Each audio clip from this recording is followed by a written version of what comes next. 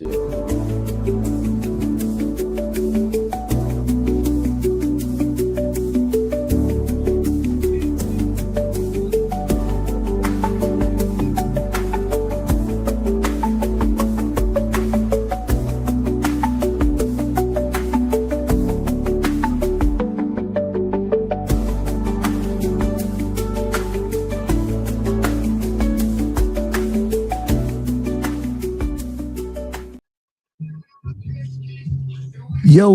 welcome to another episode of In the Mirror. It's your boy Jimmy Jam, and today I got a special guest in the building. I got my son in here, Mr. Corey Champion.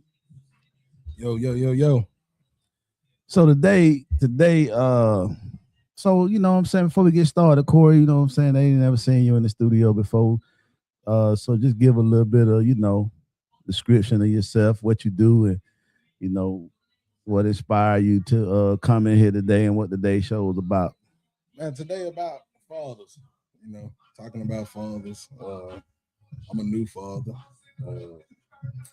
2 years in. It's been a journey, but man, it's nice. Thank you. Yeah, Father's Day. That's what we focusing on. Well, congratulations, man, being a new father. This is what, your second Father Day? Yeah, that's my second one. That's what's up. I done had about 30 some of them jokers. Yeah. But listen, hey, it ain't gonna, I ain't gonna lie, I be having some good Father Day. I know a lot of the fellas be talking about, man, the Father Day don't be worth shit. They be, they don't really get no recognition or whatever. I can't really say that, you know what I'm saying? I be having some good Father Day. So hopefully you pick up that torch and you can have you some good Father Day too. Yeah, my first one, it was beautiful. Hopefully we see what's in store with this one. Okay. So this is the second one. All right. The first one was pretty good. Yeah, it was pretty good. That's what's up. I think I went to Walmart and bought all the little Father Day shirts. I was going in the club with Great Dad shirts on. Yeah, they say fathers don't get no but a pair of drawers and some socks. Hey. That's something. That's a new you ain't had before Father Day. So like, take it how you get it. Hey, the new drawers feel good. But yeah, man. I mean, so how is it? You know what I'm saying, being a dad for the first time? Because you a late dad. Most men be dads when they teens and early 20s. So you in your 30s and you becoming a dad for the first time. So tell a little bit about the experience that you have, you know what I'm saying, being a dad, new dad. They say you don't know these kids until you have one. And I always been in kids' life. I got godfathers. Yeah. I had to raise other people's kids.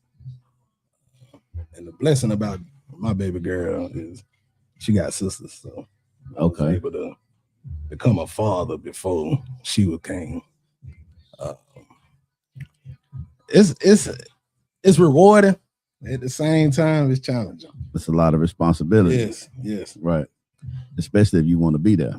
Yeah, for sure. Right. And definitely the who you have the child with makes a world of a difference. It definitely does. You know what I'm saying? So a lot of times, in these times, a lot of children are not made out of love. They're made out of lust. Yeah. And when they come into those environments, I mean, it's not really a good environment for a child without having both parents, because I think a kid need the mixture of masculine energy and feminine energy. Yeah. Boys and girls need that blend to be able to complete them. You know what I'm saying? As you go on to be a man and a father to your kids, as well as a woman going on to be a mother and a wife. You know what I'm saying? So I think those two blends are very important. I mean, a lot of time when we have in our culture, we have a lot of kids, that don't come into a planned family. You know what I'm saying? It's like I say, it's come from, sex, just having sex, unprotected sex, recklessness. Yeah. You know, we had a show on here a while ago. It was like, who do you feel more responsible for getting pregnant? Is it the male or the female who bears the most responsibility? And you know, I feel like it's both.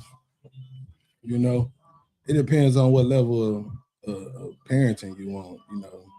You got some that just want to work and right, let the kids be taken care of by the mother and help let her raise them. And then you got some that that actually want to be up in there and help make sure they guide it right. And some fathers are forced to have to help out a lot more. What do you mean by force? Well, when I say force, it's because, like you said, who you have your child with. So,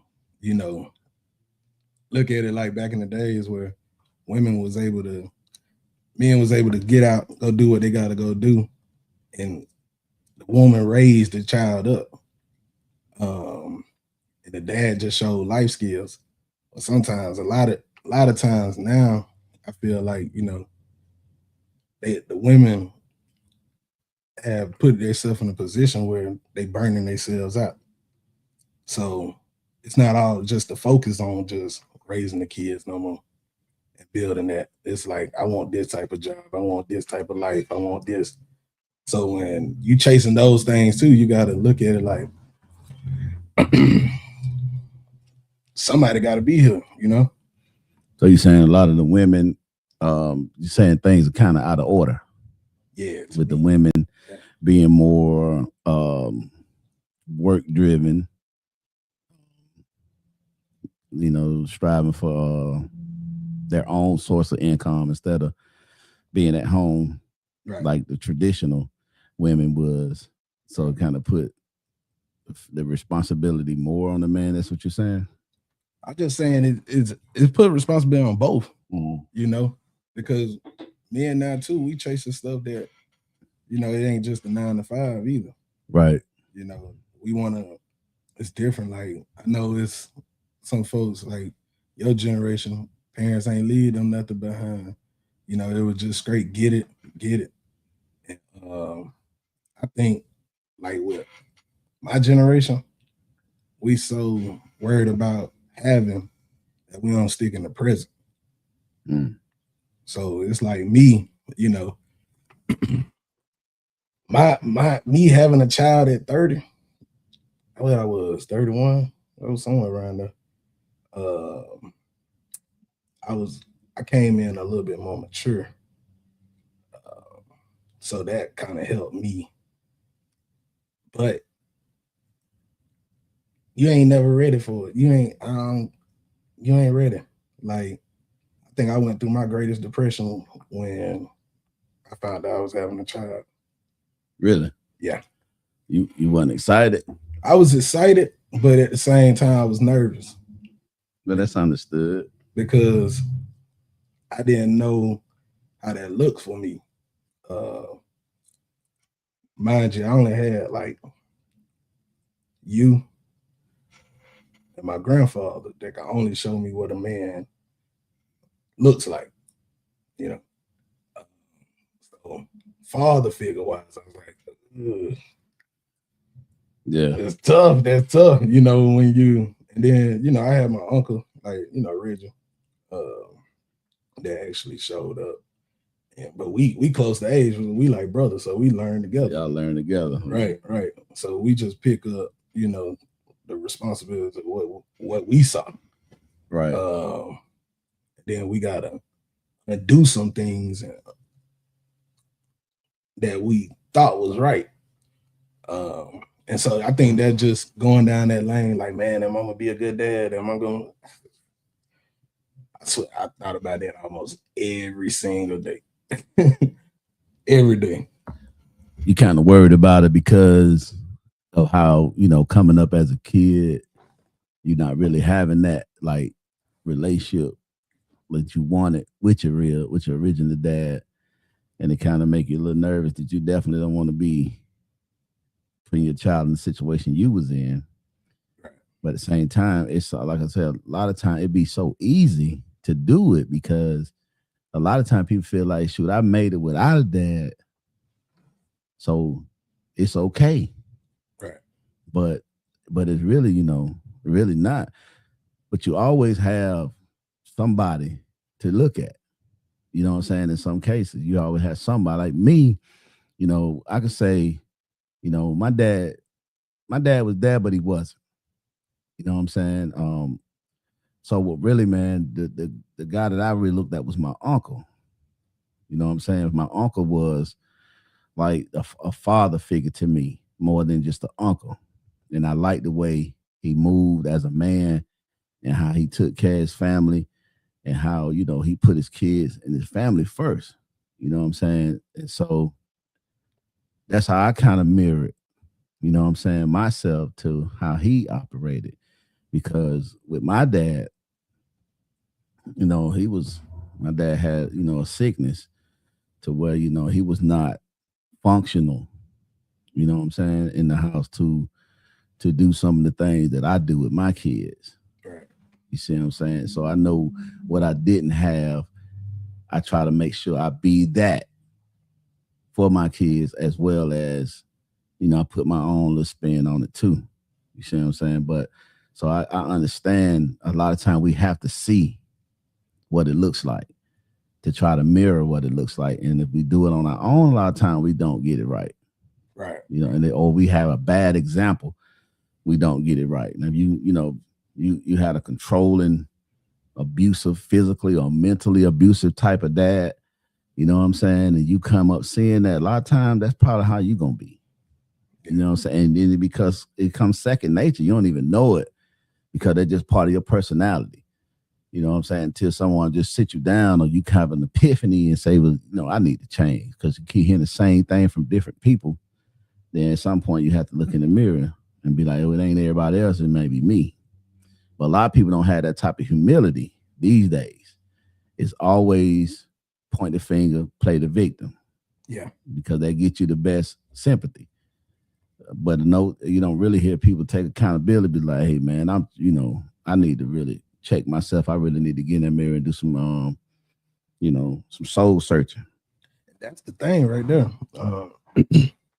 That soul searching, actually getting the help that you need, building your village as a man. And that's what my journey been on lately. Just making sure, I'm doing the best I can. At the end of the day, it's like I got a couple resources, but every day you still learning. I'm not prideful no more when it comes to certain things, especially when it comes to my child. Right. Whatever work I need to do, I'm gonna do it. And that just because I ain't trying to be the greatest dad of the world, I'm just trying to make sure I don't mess up my child and add things that I could have avoided. Right. And make sure she got a safe space. Right. It's gonna be things that pop up, especially when you dealing with a situation where you co-parent. That's another challenge. But you try to align. And Jada got a mom where, she gonna make sure she's smart. I mean, my daughter, she got older sisters, but she has where she's advanced at her age. Right. Definitely. But her mom definitely she's 27 years old already. Yeah. She know what she want. She know what she gonna. Hey, that girl know what she want. Right. And she bossy, but she's just the apple of my eye. Like she's me. So make you go harder. Make yourself going harder, man, and making more sacrifice and realizing, hey man, I got to take some stuff. Sometimes these folks on their job be saying stuff I don't like. Hey, I got to swallow that. Swallow. I don't know how many times I don't think I done bit my tongue. Yeah. In situations, even when she wasn't even here yet. Like right. when her mom was pregnant, and I was like, man, certain things, certain places I just wouldn't go no more. And certain things I just wouldn't do. I wouldn't put myself in those predicaments just because you want to get back home and see your child. Like, Right. That's the beautiful thing, coming home to actually see your child. And I think for me, that's my biggest challenge now. I have my daughter a lot. But it be those days where you used to coming in the house and like you hear, Yeah. The commotion of the kids, the messiness of the kids, that stuff you take for granted sometimes until you walk in the house that's quiet. And then you looking around and you're like, man, this is a change. Right. It could break the strongest man down. Especially if you want to be an active father. Yeah. Some people, they out here, they bumping and going. They bumping and going. I got a baby. Look, they look like me. That's not me. I can't. I don't know. And I get advice from left and right, but when it's about your seed, right. You definitely want to be there. Yeah. On a day-to-day basis. So you, even when you miss 24 hours of their day, that's on your mind all day. You thinking about that, like, wonder what she ate. Hope she okay. And it's like that. And it's like that because you're the first child. yeah. I gotta go. But if you had about 2-3 more of them, you'd be trying to hide. Hey, look, I be. So you'll be trying to hide from it. It's not, and everybody got their own way of doing things. I can't really, I was kind of cheated out of a first child because I had a child, that, wasn't mine, that I thought was mine. And then when my actually first child came along, at that time, it was my second child. So then years went through, and then I found out it wasn't my child. So, I didn't have that, Yeah, that could be challenging, right? Yeah, that, it can be, it definitely dealt with me. It definitely, did something to me. I called the oldest champions. I called Uncle Will. I said, put that camera on. Hey, that don't mean nothing. Hey, it don't, but man, that girl. It don't. Because I went to school with him, so every time I looked at him, I'm like, man, you look like my father. So yeah, that don't mean nothing. You right. You know what I'm saying? Right. It just, it's unfortunate things like that happen.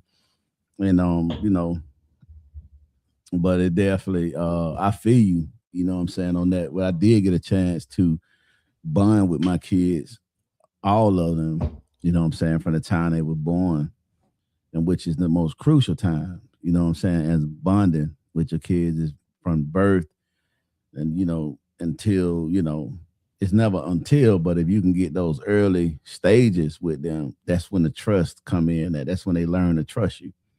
And once they trust you, what I'm saying, it gets a little easier as a parent, what I'm saying, to kind of guide them. But if you come in from really not having that bonding mechanism, like you're saying, being a co-parent, a lot of times co-parents fathers only come around every other weekend and birthdays and holidays, and that's it. So you really don't get a bonding time with your kid. And that's why I applaud you and Jazz for what y'all doing with Jada. You know what I'm saying? Being able to have her, you have her week, she have her week. That's excellent. And I wish all parents, co-parented, that's not able to stay together, would raise them kids like that.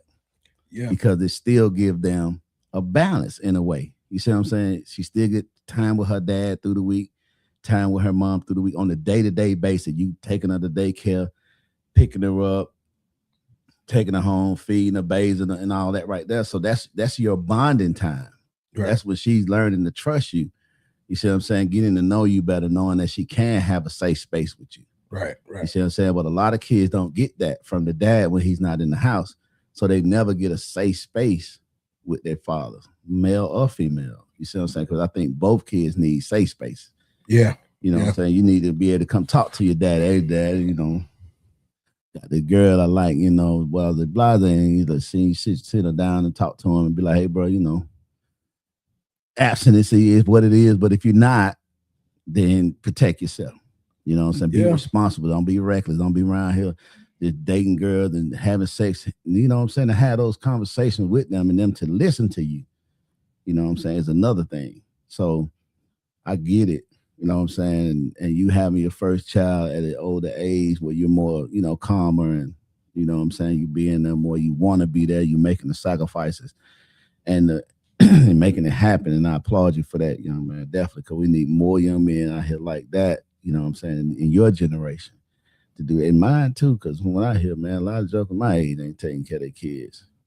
And you know what? It's crazy because I hear that and I see it, but I do see a lot of fathers out here doing it. Like, right. I go to I go to like some of these groups like at church, then authentic manhood, and you'll be surprised how many fathers struggling with the same thing. Even if it's co-parent or even in the house, and it's like, when you fear something, it becomes your reality because you're afraid of it. Huh. Right. And so I had to stop fearing things, and because it'll make my anxiety just go crazy. I'm like, man, I'm over here trying to be the best, and nobody can, the person that mean the most don't see it. Right. But then I had to turn my eyes to another direction. And like, we all got our own trauma, we all got our own problems, but my child don't see those things that she's seeing what I'm doing consistently, right? How I treat her.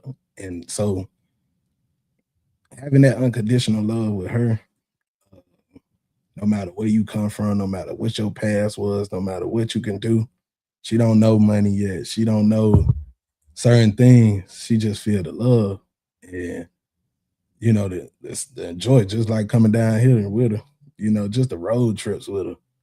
It's like, man, I can kick it with my daughter before I kick it with anybody else. Right. Like, and when she away from me, it's like, man, it's like your cup it empty, with having her. I asked myself, would I want to have another child? That's another question I asked myself too, because I'm like, man, I would never have another child out of wedlock. Right. That's one thing I told myself I just would never do again. Because all the stuff that a father got to go through when you out of wedlock. The legal part of it. Yeah. And I appreciate my child mother. We do, when it do come to time again, Jada, we don't bicker and batter about that.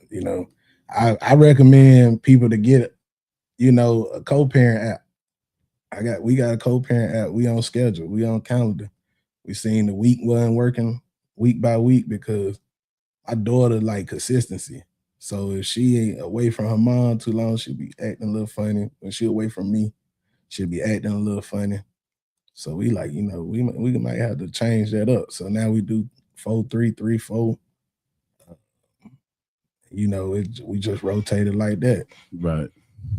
So it's ways around it. And I hear different people say, they do 2 on, 2 off, 2 stuff like that. But it's challenging because especially when you're in a professional field, like, and you handling business all day, and you are a single parent, like you don't got no help. Like where I'm at, it's just me. Thanks for joining us, Hope. It's just me in Atlanta. So I got my friends, but I ain't got no family in Atlanta. So when I got my daughter, it just solely us. It just something pop. That was me hit the mic. Oh, okay. PTSD. hey, we in the 706. So pop. Kill lumber. Oh, what? But man, you know what I'm saying? That like I say, man, that's a good thing that y'all able to do that. That's the biggest part, you know what I'm saying? Since y'all are not gonna be a couple and y'all have a child, it's good that y'all able to put aside your differences and be able to co-parent and be fair. Yeah. You know what I'm saying about co-parenting, man. And we need a lot of that, man, because I know I never got a chance to go through that. you know what I'm saying, co-parenting. I mean, it was always just one-sided. And, I don't want to put mine out here like that, but it can be frustrating, it can be exhausting, you know what I'm saying, to have to go through the baby mama drama. Right. For her not able to put her emotions aside and do what's best for the child and not how she feel towards me or towards the men. And I know a lot of women just can't do that. I mean, you can say what you want to say, and but I mean, no matter how many women he cheated on you with, if that has nothing to do with him being a father. You know what I'm saying? Right. No matter what. If he abusive, he physically, he's danger to the child, I get that part. Right. That's a whole nother conversation, and we ain't even on that. But if he just hurt you and, did something towards you that you didn't like, and y'all have a child together, don't use that child as a fighting tool to be able to try to get back at him. Because all that does is messes up the child emotional state. Yeah. Because the child see that. They can hear that. They might act like they playing and stuff like that, but kids be watching. They hear everything. And they only going to do what they see. They're not going to do what you tell them. Right. They're going to do exactly what they see, especially when they get to a certain age. They are not listening to none you say, but they watching everything you do.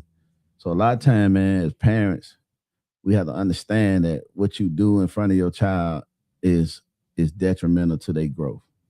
Whether it's in their relationships, whether it's in their relationships with other sex or with their children or whatever, man. So many people today are still dealing with childhood trauma. Right. You know what I'm saying? And I'm speaking in my age group, you know what I'm saying? I'm in the 50-year-old age group. And just think about it. You got 50-year-olds are still dealing with childhood trauma. And they didn't probably been married a couple times. They didn't probably raise their kids, because most of the people my age, their kids are out. They doing their life. They in college or militaries, married or whatever the case may be in the field. They grown already. And then you still in your childhood trauma. Yeah. You know what I'm saying? So you don't think you giving your children some of that. You see what I'm saying? Ooh, you know what, Pops? Hey, I'm working on that right now. Right. Identifying that, you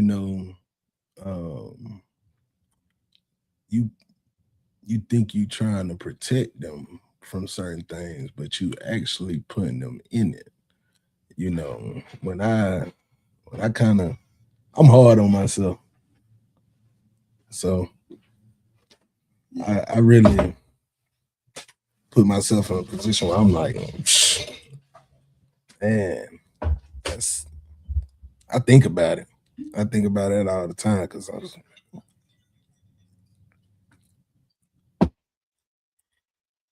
Shout out to Greenwood, y'all. It's Sean Stewart, Greenwood. They made sure we had a Father's Day whiskey for this conversation. Black on. Y'all see me pouring it up. I thought I had moved. Hey man, it ain't smooth. I'm over here like it's smooth. Shout out to Greenwood. Yeah, Greenwood whiskey, man. It's in most of the stores. Catch you a bottle. They got something for the women too.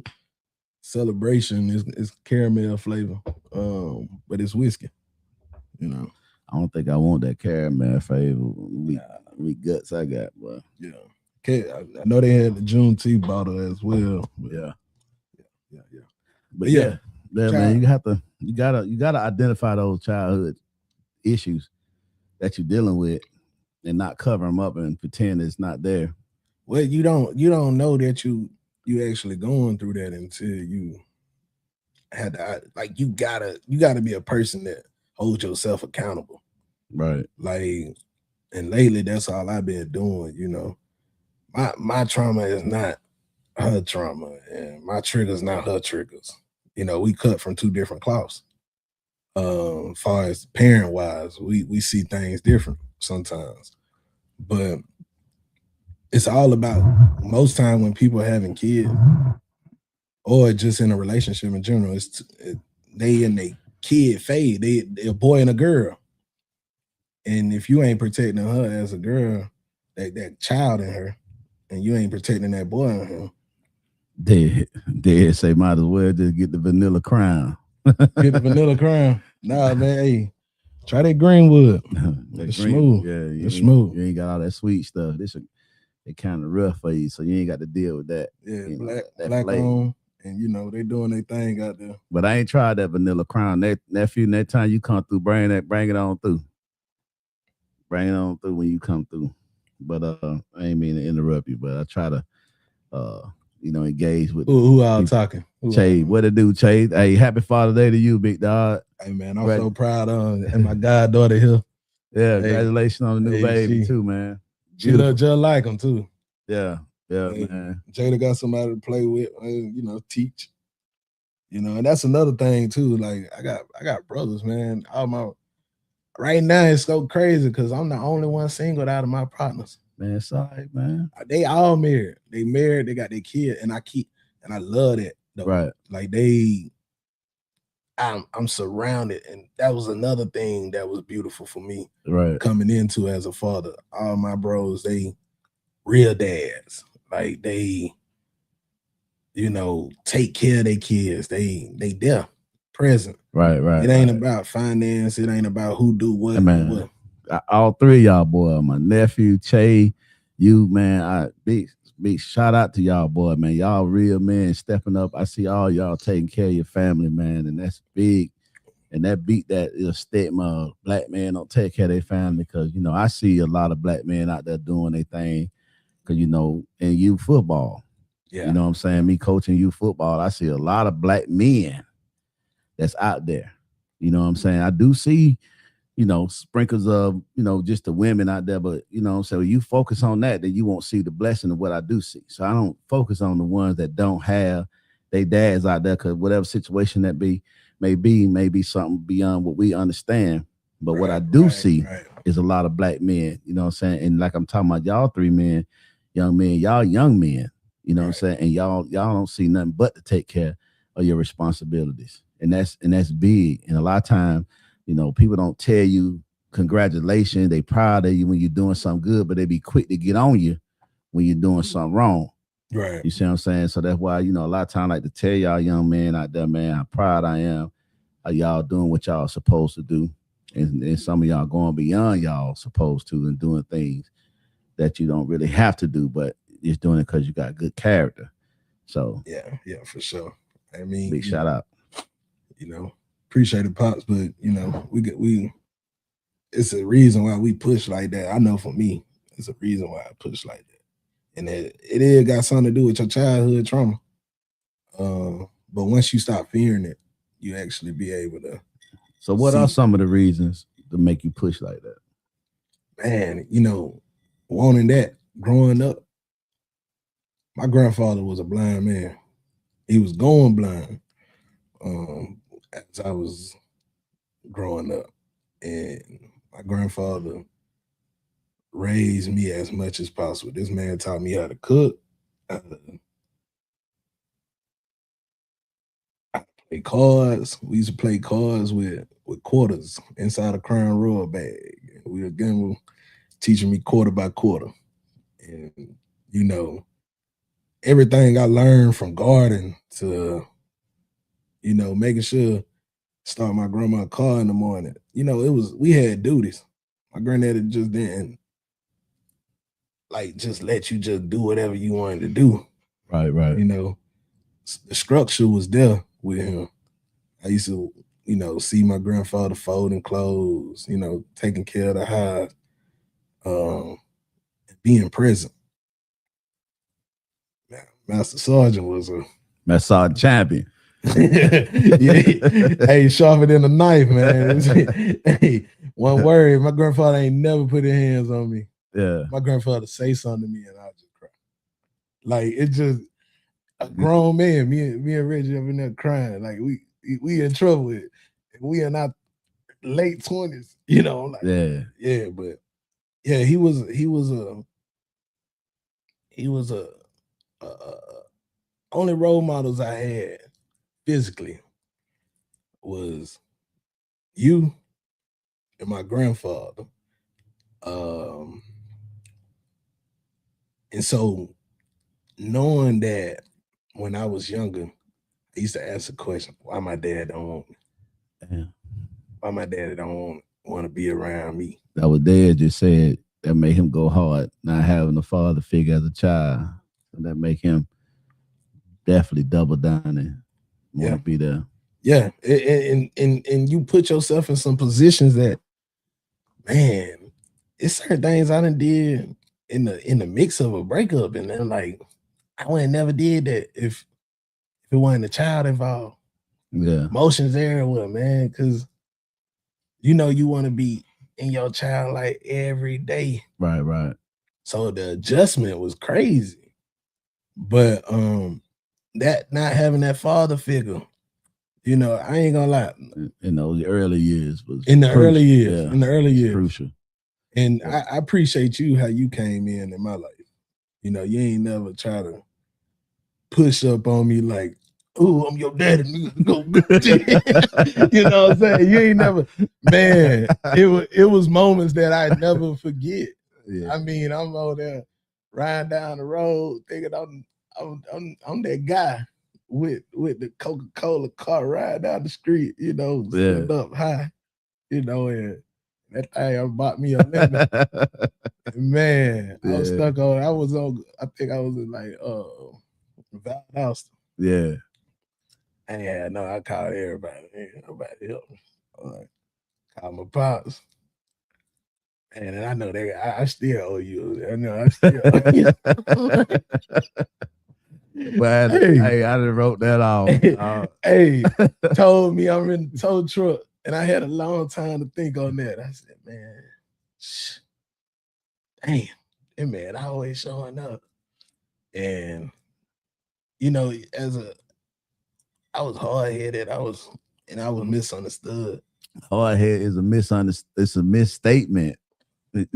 I'm still hard-headed. It's another one. But I'm working on it. I'm working on it. Hey, and see, the thing is, I'm working on that right now. I'm trying to be better with not being. You're gonna be better, you know what I'm saying? Now you got a baby, man. So it's gonna change you a lot. You're gonna understand some of the things you took your mom through, some of the things you took me through, some of the things you took your grandmom and granddad through. You're gonna understand now that, you know what I'm saying, you had your own child. So oh yeah, I see it. I don't know how y'all was doing this. It get different, you know.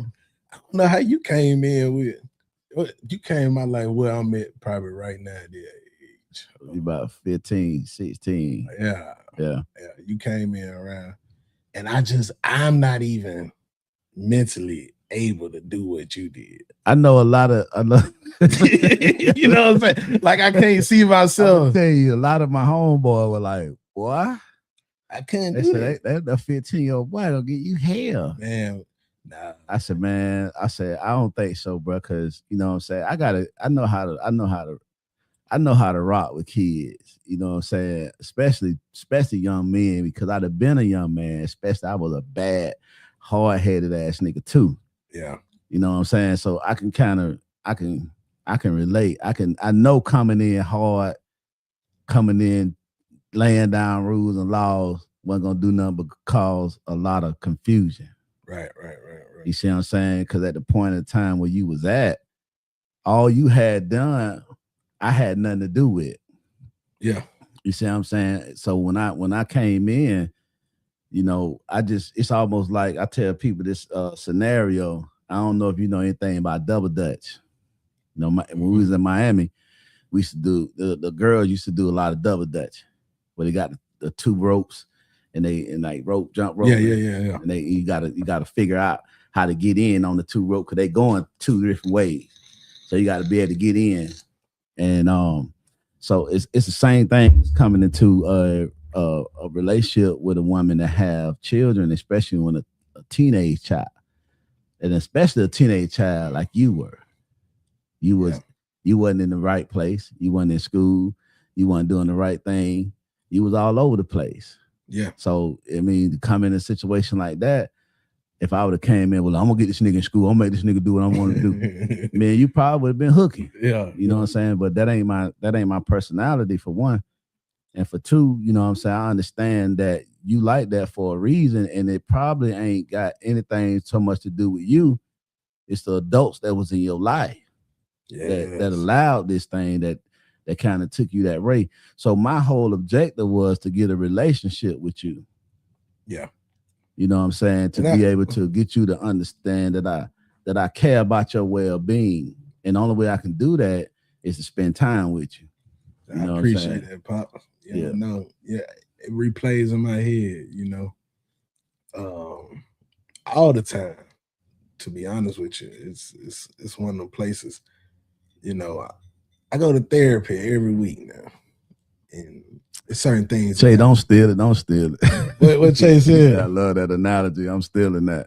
What you say? I guess you talking about when I'm talking about with the double dutch. You know what I'm saying? When you coming into already made family. That's what my dad used to say. Yeah, already made family.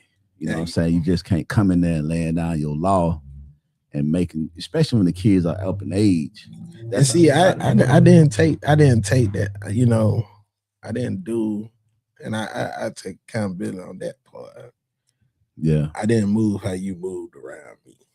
I've been trying to protect kids, like, because of my trauma and not what's really in front of me. You know, I'm laying my trauma like, oh no, they don't need to do that because this, that, and that could kind of cause so much. It's gonna do that. Just think if I had came in there like that, you know, who the fuck is this nigga, man? Yeah, nigga, just, you know, how you gonna come in here telling me what to do? You know, so that would have built resentment. You'd have had resentment. Yeah, off the rip. You know, but you just in your mind, you think you trying to protect them, but in reality, you trying to fix something that happened to you. They ain't got shit. Ain't got nothing to do with you. Right. You going through what you were going through ain't had nothing to do with me, bro. I inherited that. Right. You see what I'm saying? So it's like, how do I fix it? Yeah. Because if I'm gonna be here, I gotta fix it. But I can't enforce myself, and I can't push myself on it to try to fix it to where I come in here like I've been with you from the time you was born. Right. Because you don't know me. I don't know you. You see what I'm saying? So that's why we did fishing. We took those trips. You know what I'm saying? We rode around. You rode in the truck with me. This was the time that I was bonding with you. And I got to see you change. Right. Like, you know what I'm saying? So with the car leaning. Yeah. Like the stinking line. You see what I'm saying? So, hey, we was all going through some stuff. I mean, black people, we all go through shit together. Yours might be different. Mine may be different, but we still going through stuff. You see what I'm saying? So we got to try to learn to understand each other and meet people for where they at, and not where we want them to be. And see, that's how I roll. You know, I don't expect nobody to be like me. I don't expect you to think like me and do shit like me. So when you don't do stuff like me and think like me, I ain't ready to write you off. You see what I'm saying? Most people, I hear it a lot. If you don't rock like I rock and you don't do it, I ain't got nothing to do with you. I don't want to fool with you. Just think about it. God was like that with us. And then a lot of these people call themselves Christians who had that same mentality. So just think, if God was like that with us, if you don't do what I tell you to do, you don't move like I want you to move, I'm going to ask you out of here. And don't go extreme. I know somebody probably listening to it and feel like I'm shooting them, but I ain't. Don't go extreme talking about folk doing all kind of crazy shit that detrimental to your safety. That ain't what I'm talking about. You know exactly what I'm talking about. Right. I'm talking about people that don't operate the way you think they should operate. They don't think the way you think they should think. They don't move the way you think they should move. And you feel like just because they're not moving in your approval, then you should X them out of here. You done with them. Right. You know, because those type of people I see, those type of people are transitional people. They transactional. Transactional. That's what I mean. They very transactional. So they are incapable of loving someone. When you transactional, you are incapable of showing true love to anybody that need love. You see what I'm saying? Because you're right about somebody going through some shit, especially a kid going through some shit, and you just to the point where you ain't gonna do what I say you do, I'm gonna write you off. You ain't never loved them. You ain't love them. You see what I'm saying? You ain't love them. You're so conditional to where people don't meet your conditions, you ready to throw them out of here. Right. That ain't love. See, that's what I deal with. You know, What's up, Taylor? I fell in love with not just my daughter. I fell in love with 3 other girls too. Okay. You know, it was for me to had to try to challenge that. I mean, the kind of, because they, like I said, they kind of gave me that father figure before I became a father. So that right there was a pool. It's not like you just lost one, you lost 4 when you everyday situation. Now, when you got it, it's like when that type of situation, when kids involved, it's like a grievance. It's like you looking at a funeral or something. Because everything that you were working hard for, whatever you were putting all your eggs in one basket for, you can't control no more because it ain't in your control. So now I have to sit there and see what I can control. Right. And what I can control is what when I do have my daughter. And people say sometimes I'm lenient. I'm too lenient on Jada. You know, I don't care what nobody say. When you missing that time, I'm not a materialistic type of person, but me and her gonna have some memories together. Me and her we gonna have a ball together. Right. And if she cry, I'm attentive. I'm there. What's going on, baby? That's right. That's your baby girl. And she tough. She tough. She fall right now. She gonna get up and say, uh-oh. and she tougher than me. Right. I'll be surprised, but ain't nothing gonna make me stop going hard for her until I'm here. Right. Until I'm gone, man. Ain't nothing. It ain't no courtroom, ain't no nothing. Hope it never had to get that way, but it would nothing would stop me from going hard for mine. Like they say, you'll smile in the mug shot when it come about yours. And that's one thing I would do for my daughter. Hey, man. Hey, you already know I'm like that anyway. It ain't. Hey, I done seen you. Hey, and that's another thing. You the reason why I show up, man, because if you the percentage that you gave me, man, I stayed in plenty fights. And it been some battles that I'm like, all right, let me come on pops. Yeah, and when you pull up, I'm like, man, my pop showed up like this. You know, that's a beautiful feeling. I'm pulling up, baby. Out of the jump out, and they like, hold on, wait a minute. They ain't know my daddy was that dark. You know what I'm saying? They thought he was a light skinned dude. Pretty hey, yeah. They thought he had the green eye. But the one with the green eye, man, disappointed me in certain ways. It was like, dang, bro, I thought you was gonna show up and do something. And man, then put me in a position where it's like, damn, man, you took the superhero away from me. I can't. But you came in and showed me it don't have to be a DNA to be a super dad to somebody. Like, nah, man, it's not DNA. It's literally somebody that just care. To be in there. And and care for you just as an individual. DNA don't make that I'm never gonna not say my father don't love me. I won't say that. Right. I just know he can't love nothing better than himself. And not to bash him, you know, people grow and people change. And I done got into a father place where now it's like I'm open into listening. Right. Without all the back and forth and all the what happened, this, that, and the third. Right. Because I see things different now as a person outside. He may have some childhood trauma shit that he hadn't dealt with as well. Exactly. You know what I'm saying too. So definitely have to, don't harden your heart. No, because that made my job harder. And I won't do that. I won't give that type of forgiveness is my biggest thing now. You know, I forgive. And that helps me keep moving forward. Right. The more I forgive, the more I see things a little different as being a father now. Ooh. You know, I like I said, I applaud y'all because I'm like, man, I couldn't come in at 30-something years old, 15-year-old boy wilding in these streets. You know what I'm saying? And you just riding by them and like, man, I remember those times. I remember those times where, you know, it felt like the world was against you and you only had a couple people because you was misunderstood. You didn't, your mental capacity wasn't there. You only acting off of what you see. You ain't, and then you actually feel what real love feel like. That helps a child grow. Right. And see, I never felt that. I never knew what real love felt like.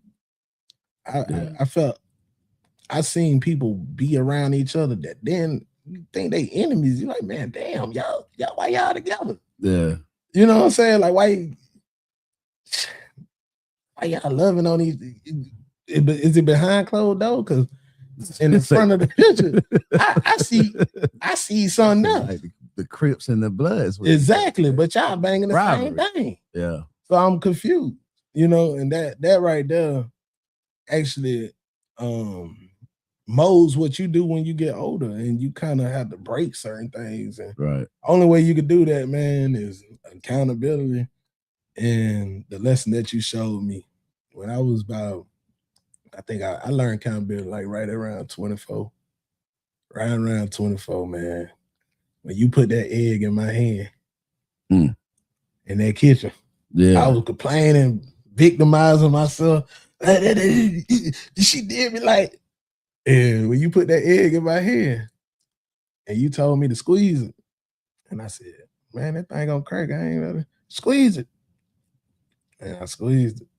And he said, you know, if it busts, that's a woman.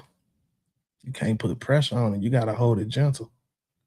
Yeah, man. And the more pressure you put on a woman, the more she crack. And you can't put it back together. And that right there, right.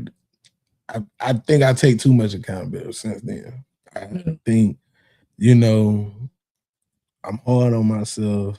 And I was hard back then, but I'm even harder. And so it's like, dang. You know, that part separates me and my fatherhood. If I did something wrong, I'm gonna speak on what my wrongs is now too.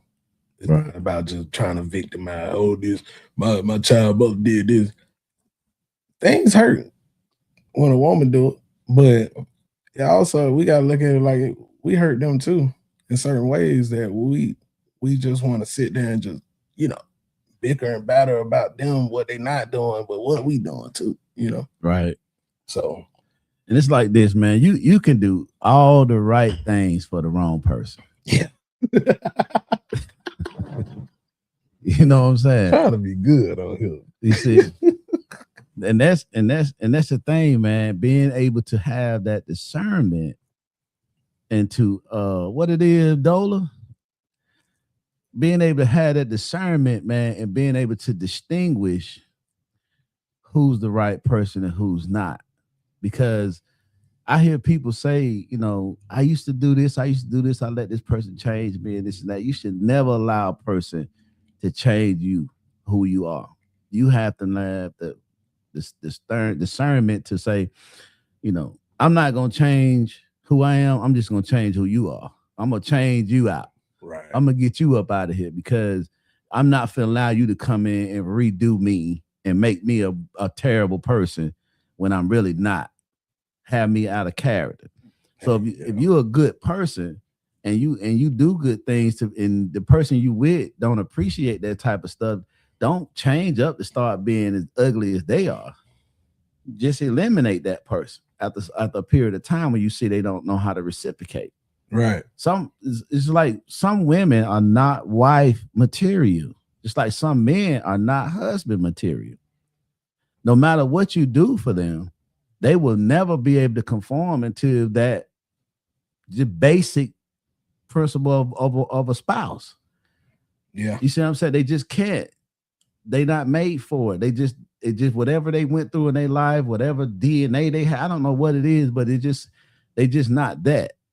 So and you can't waste your time with a person that's just not that, trying to make them that. You see what I'm saying? Yeah. So You know, it's that's a tough, but you know, it's because you don't know that until layers and layers. You gotta. It's like that's why you don't know. That's why now I'm in a season like if I see certain things, I'm not immediately cutting you off, but you ain't got too many stripes with me no more. Just because it's like I got my child involved. Right.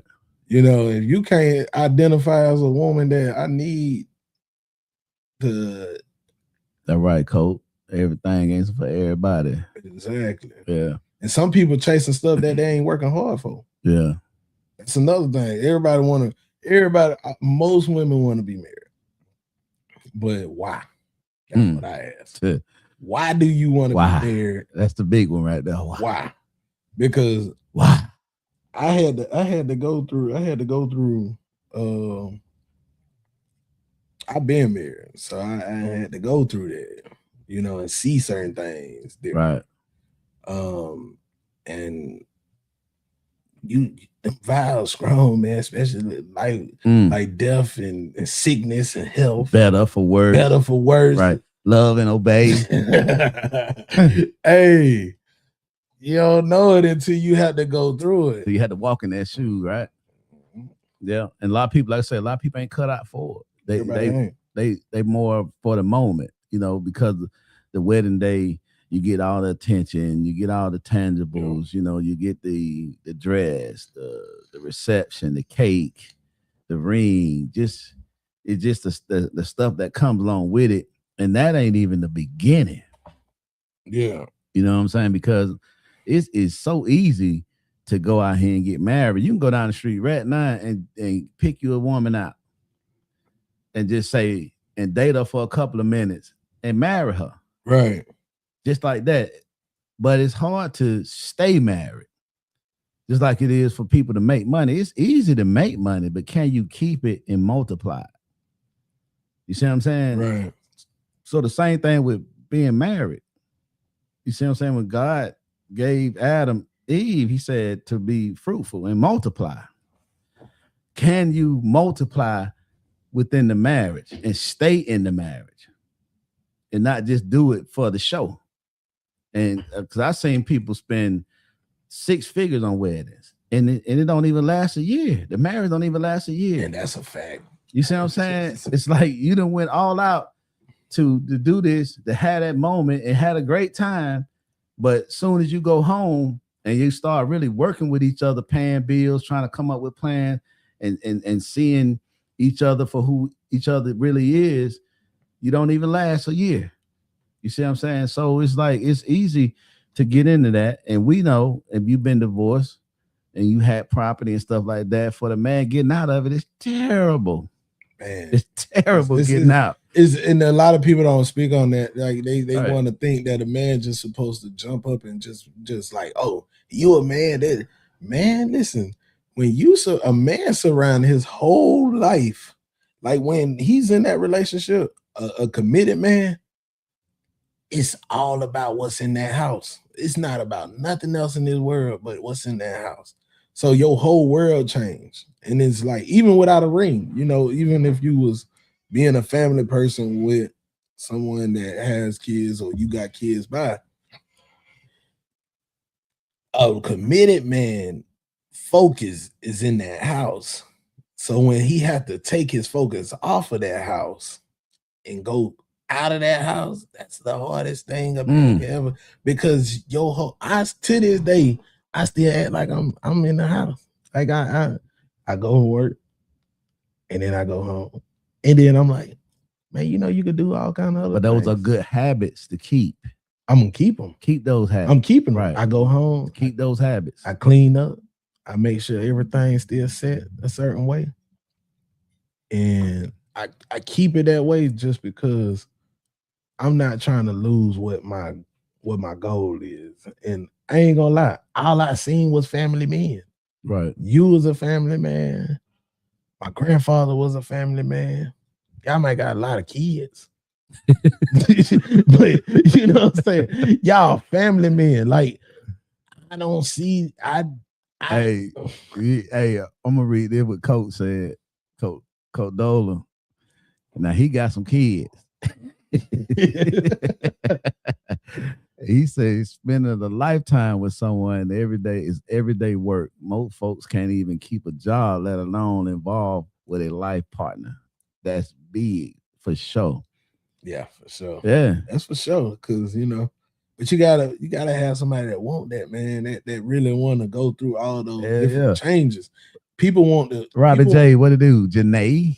People want the butterfly stage. They don't care for the ups and downs when you got to sit in the hospital with somebody for months just because they sick. Right. You ain't ready for that. Then you don't need that. You can't wipe their ass. And I'm just be real. If you can't wipe a person's ass, don't look for marriage.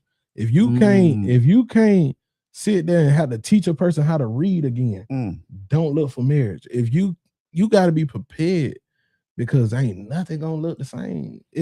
People change and health situations, and man, I done actually sat down and watched mine just sit there and just shaking in her sleep, and you got to jump up right then and there.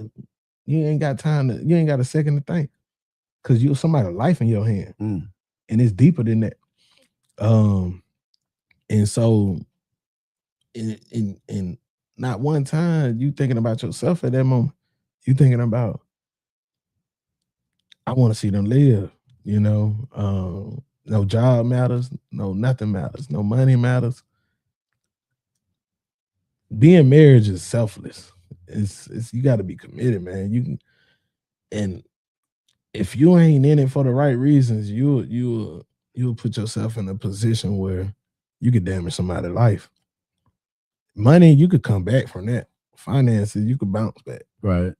But that life or death situation, when you got to argue with nurses and doctors and try to make sure, because ain't nobody going to advocate for them people. You got to advocate, and you got to look up stuff. You got to learn stuff. Man, I know so many medical terminology now just because of being with somebody. Right. There's stuff that I wouldn't even know if I was just by myself. Right. But you hadn't went through that. Exactly. With your spouse. Right? Yeah. And we talked about that on one of our shows. Moving on from a spouse, that passed away. Will you be able to do that? Do you think you're able to do that? Man, that's another thing there. I don't think I would. I don't think I would be able to do that because it's like. Men different though. See, we probably won't. We'll get us a dog. We'll get us some land, and you probably go out and date, and not saying you won't do that, but to remarry. But remarry, no, a man ain't. I see a lot of men do it. I mean, I don't know, especially in my age group, a lot of my peers are passing away. You know what I'm saying? And over the past 10 years or so, I've seen a lot of my peers lose not only their lives, I see a lot of my peers become widows. And I see a lot of my peers, lose their wives. And I've seen a lot of them bounce back and get back remarried. And to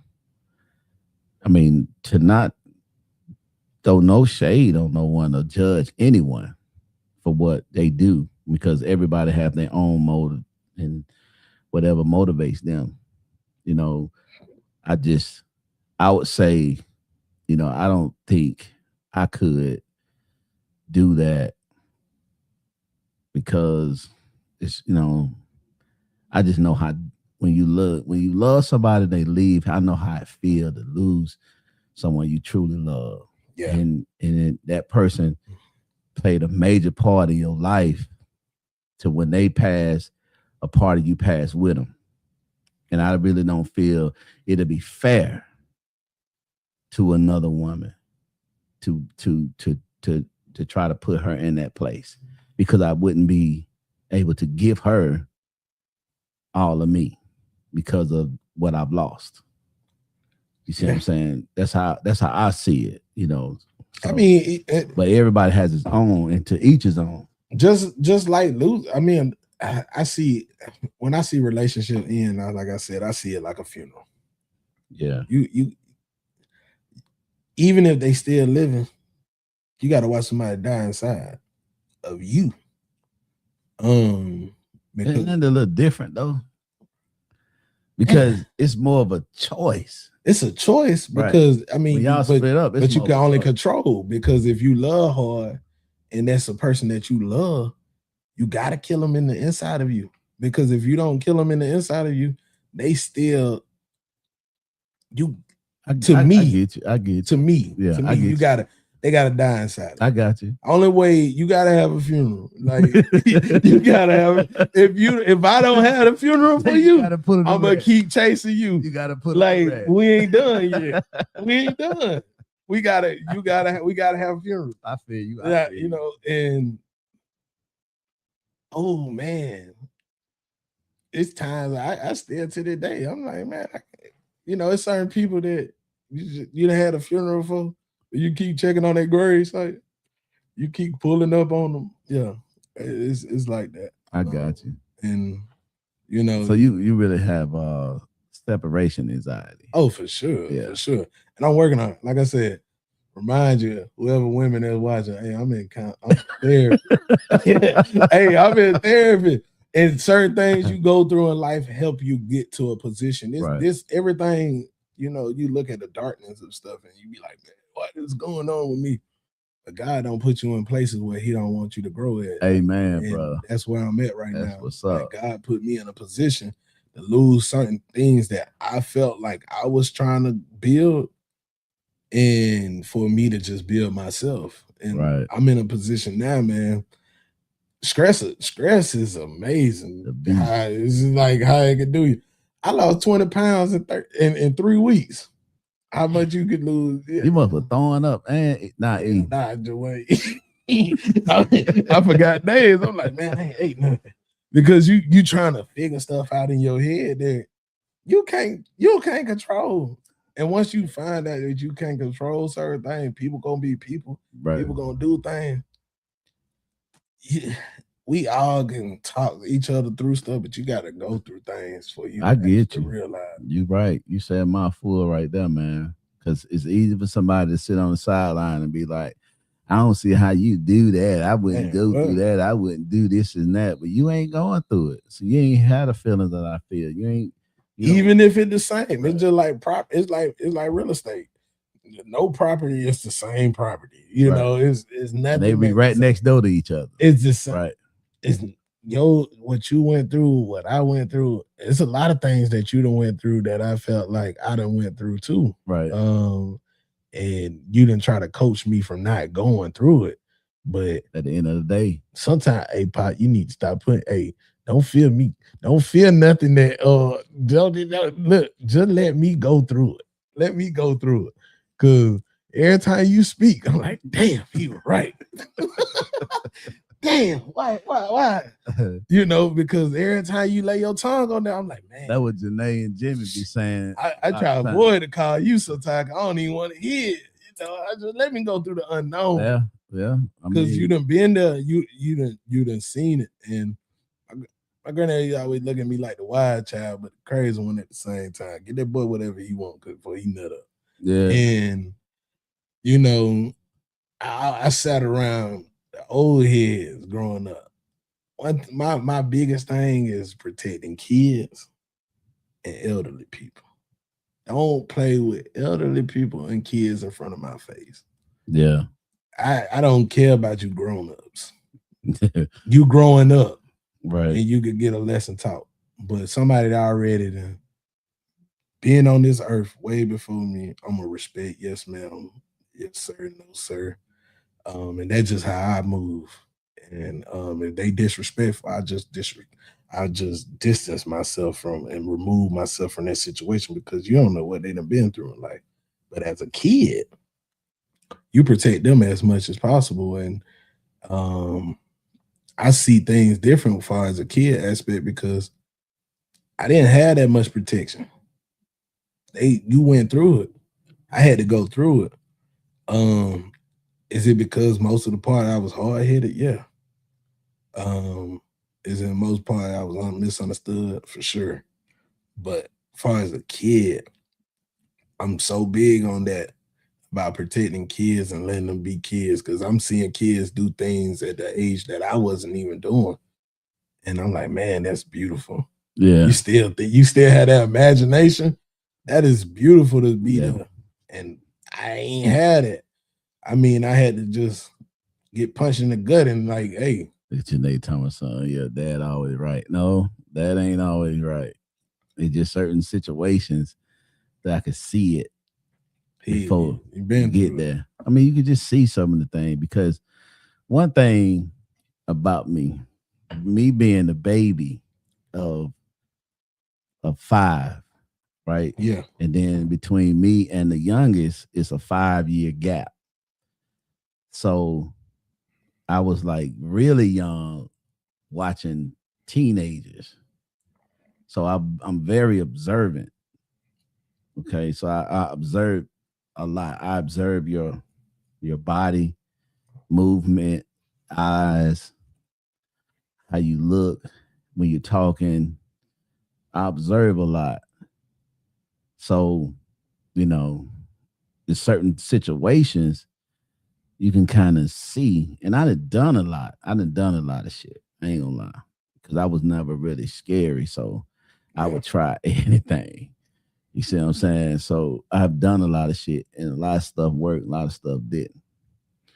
So a lot of time when y'all going through stuff, all of y'all, when y'all going through stuff, I can tell you the outcome of it based upon me knowing you. Right. You see what I'm saying? Not having anything to do with the other person, but one thing I'm able to understand is spirits. Okay, people can have the same spirit and not share the same DNA. Okay, right. They can have the same spirit and not share any DNA. So I can recognize certain spirits in other people to tell you how they operate, what their value system is. When you can't see it, I can't see it a lot of time when I'm in the midst of it either.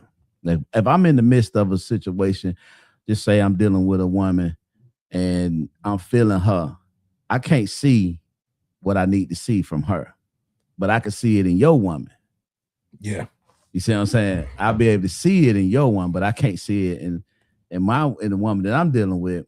And I'm realizing at 50 something years old, I was realizing now why I wasn't able to see it. Because in your woman, I have no desire, no lust desire to be with her. So I see her for who she is. For the woman I'm dealing with, it's lust involved. So lust clouds your judgment and it scrimmels your discernment.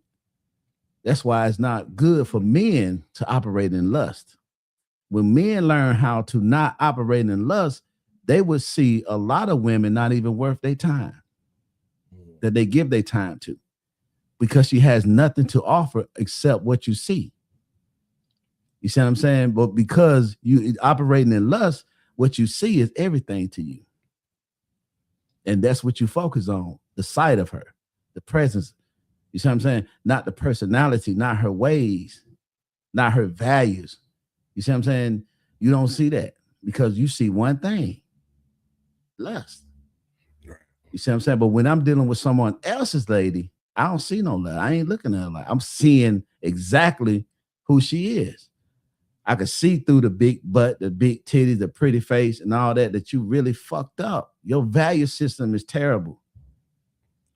Yeah. You see what I'm saying? The way you see life, you self-centered, you selfish. Transactional. You see what I'm saying? You transactional. You see, I could see that. Yeah. Like, especially when y'all bring y'all women and men around, I could see what I need to see basically just from a conversation, how they interact with me.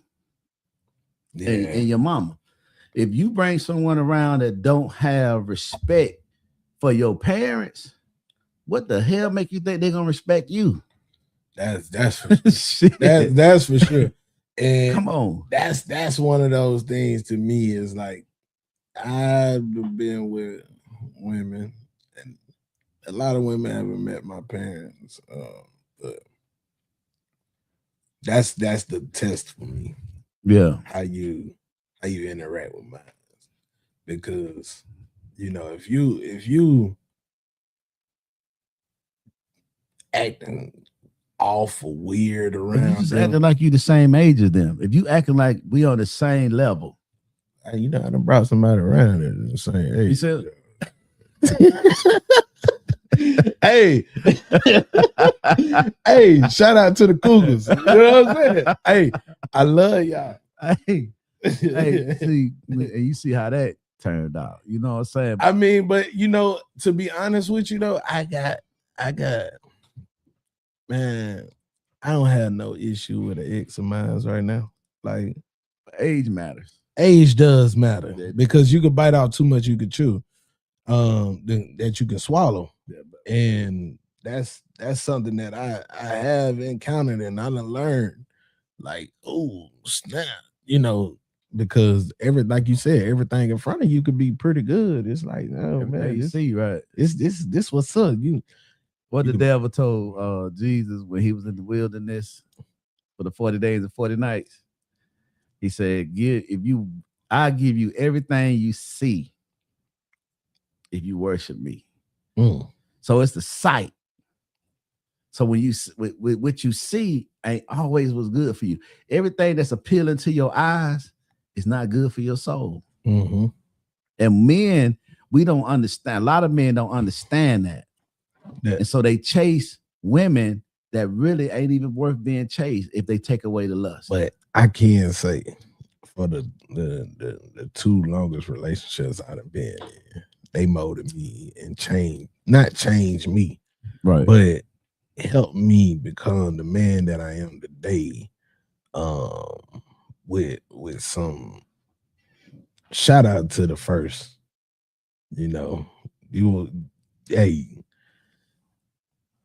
that right there is a different subject because it was somebody that I never can see, like I never experienced them like around me, familiar spirit, none of that. So when you meet somebody that's not a familiar spirit and they actually help you see the things that is greener grass out there somewhere, that right there, I will always salute. But then, in another situation, you just gotta heal yourself. You know what I'm saying? Right. Every relationship, it's two Adams. It's the first one and the second one in the Bible. Okay. And that's how I see things. I'm going towards the second Adam. But the first Adam, a lot of men are in that position. They accept what is in front of them and not what they should become. And I appreciate somebody actually seeing something in me that I ain't seeing myself. And that's when I learned what love really looked like. Have I been chasing that high for a minute? Yeah, I've been trying to see if I can find that again. But it's rare that you'll meet somebody that love you unconditional that ain't your mother. Boy, you said something. In say that again. It's rare. Somebody might not have heard that. Somebody probably will put the phone down. It's rare that you'll meet somebody that love you unconditional like your mother. And I met a person that loved me unconditional like my mother. But with my trauma and my issues and my experience, that I couldn't give her what she needed at that time at a younger age. And what was it? What you felt that she needed? Security. She just needed to know that I was solely about building. I thought I was building, but I wasn't building. I was building off self. Like I was treating her like she was not like she was part of an asset or something like that. It wasn't that I was treating her like she should have been treated. Who that at the door?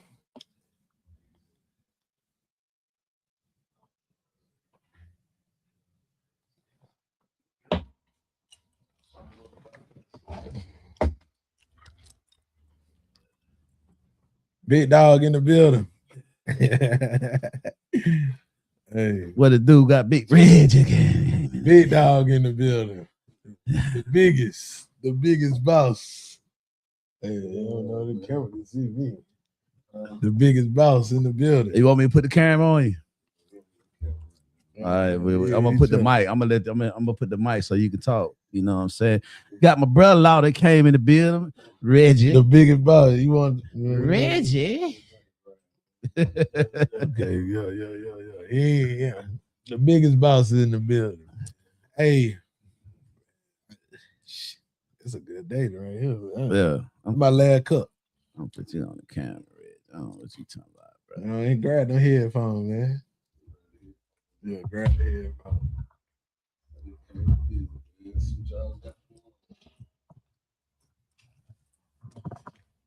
There you go. Let me see. I want to do that.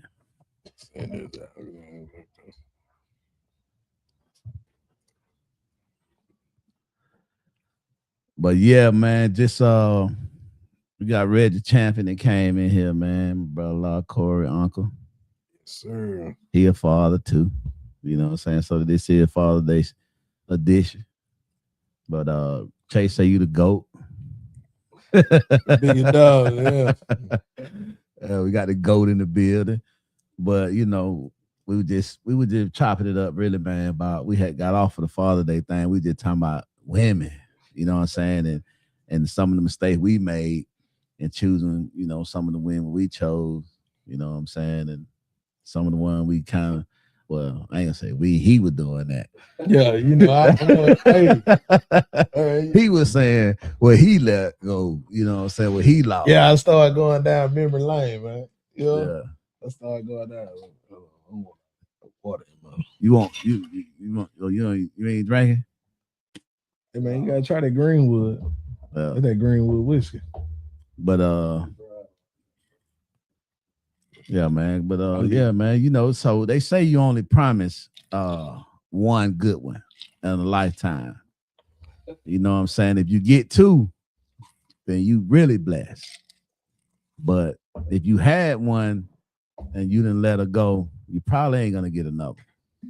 You know what I'm saying? So it's gonna be rare. But who knows? Like I say, what you can't do, God can. So you can't put a limit on what God can do. So I guess if you pray hard enough and you line yourself up with the word, you may get a no. Who knows? Yeah, it just come with a lot of, you know, changes though. Yeah. You know, I think God put me in a position now where I'm like, I ain't never took this much like self-care in my entire adulthood. Like, you know, just focusing on what I can do, not what everybody else, you know, not looking for no validation, not looking for nothing. It's just me and my soul and my daughter, what I can do, what I can change for myself, not just what going on around me and having people around me as like placed. You know, it's a different feeling now. It's definitely a different feeling because I tell you, I was just talking about you, you know. I seen both of y'all. He met me when I was 15, 14, 15. You were closer to 16. Yeah. Yeah. And we grew up, my grandfather put us in a position where he like, hold up, man. I'm gonna make sure y'all know this, that, and third. Like he passed down the wisdom on us. Right. And to watch him in his 20s become a father before he was a father, biologically, it was big, you know, and seeing you take care of me and my sister was big. And so I was never shy away from stepchildren, but I now know the importance of building your own family. Mm. Because like you said, what's already was there, you can't change. You can't control. And you will put what your problems is on somebody else, and them ain't even your kid. Now, with my seed, I know what she got in her DNA. So I know I gotta be there. She built different. She got that champion blood. Well, yeah, but You know, say, hey, you could take a champion away, but they still a champion at the end of the day. That's the one thing about it. They could be miles away. yeah, And just like, you know, I look at my brother, like Jaden. It's like, hey, man, you a champion. But with your guidance, it helps him steer in a certain way. We got a different type of personality about ourselves that, you know, it's not, we not, when you meet one, is it's a rare experience because we set different in a certain way that we was built different than a lot of people. Did it come with a lot of, you know, commotion? Yeah. But you won't understand us until you been around the block or next to us. You know, and that's how I see certain things. We always been about kids. That man right here, 4th of July coming up. He got his focus on something else right now. But 9 times out of 10, it's all about the kids. yeah. Kids. I ain't never, man, when I say I salute both of y'all too, just to be in the room together, y'all don't understand. Like, he ain't never want to see me go down certain roads. And you didn't want to see me keep continuing down certain roads. You can't ask for more than that. You know, and when we was at my grandfather's funeral, and and you made me realize that God put people in positions to actually carry on, to keep you guided. You was placed for that reason, because well, I don't know how would I continue without that man, you know? Right. Shit, that was my best friend. Right. I know that was his best friend. That was somebody that we looked up to in ways that kept us on manly duties. And just to hear him say, you know, he proud of you, he proud of me, that was enough that we needed to hear. And I applaud him, man. When people tell you the impossible is not possible, and he made that possible happen, Right. man, hey, bro, I know one thing. I know he proud of you. He proud of you is like a mug. And that's for sure. I know that. But you know what I'm saying? Hey,